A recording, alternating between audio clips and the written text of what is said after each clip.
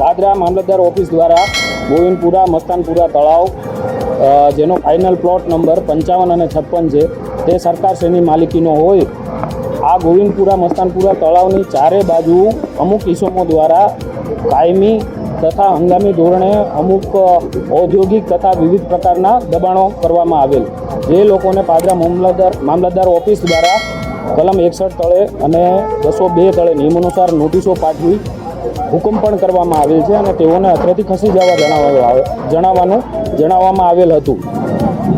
એ order સામે આ લોકો દ્વારા હાઈકોર્ટમાં ચેલેન્જ કરતા માનનીય હાઈકોર્ટની સૂચના અન્વયે તે પૈકીના 9 દબાણદારોને સ્ટે આપવામાં આવેલ છે। તે લોકોને બાદ કરતાં બીજા અન્ય લોકોને નિયમ અનુસાર અંતિમ નોટિસ પાઠવી કલમ 202ની આજ રોજ એ અવધિ પૂર્ણ થતાં તમામ હંગામી તથા કાયમી બાંધકામ દૂર કરવાની પ્રક્રિયા હાથ ધરવામાં આવી રહી છે। હંસરાજસિંહ ગોહિલ, મામલતદાર પાદરા।